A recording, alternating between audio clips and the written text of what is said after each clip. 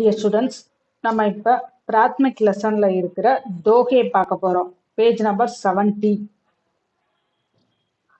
First one பாருங்க. சாது ஐசா சாஹியே ஜைசா சுப் சுபாய் சார் சார் கோ கஹி ரஹை தோதா தேயி உடாய். இது எழுதினவர் வந்து கபீர்தாஸ். திருப்பி ஒரு ரீட் பண்றேன், கவனிங்க. साधु ऐसा चाहिए जैसा सुप सुबाई चार चार को गही रहे तोदा தேயி உடாய். கபீர்தாஸ்.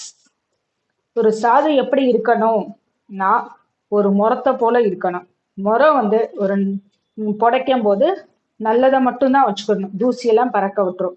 அதே மாதிரிதான் நம்மளும் நல்ல விஷயங்களை மட்டும் எடுத்துக்கிட்டு நம்ம கிட்ட இருக்க தேவையில்லாத விஷயங்களை வந்து தள்ளிடணும், ஒதுக்கிடணும்.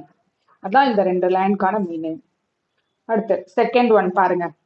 ஜாதி ந பூச்சோம் சாது கி பூச் லீஜியே ஞான் மோல் கரோ தர்வார் கா படா ரகன் தோ ஞான்.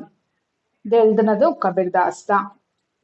இன்னொரு தடவை கவனிக்க. ஜாதி ந பூச்சோம் साधु की पूछ लीजिए ज्ञान मोल करो तरवार का पड़ा रहन तो म्यान.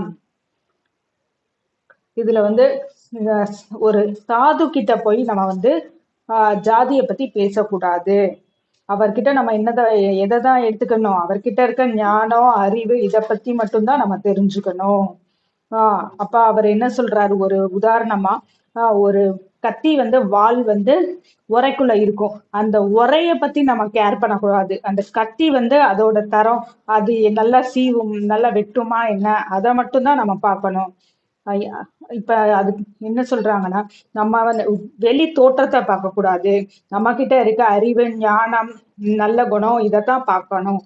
இதுதான் சொல்றாங்க. இதோட தமிழ்ல வந்து இதை ரீட் பண்றதுக்கான தமிழ் வேர்ட்ஸ் கொடுத்துருக்கேன் இந்த வீடியோலயே, பார்த்து படிங்க. தேங்க்யூ.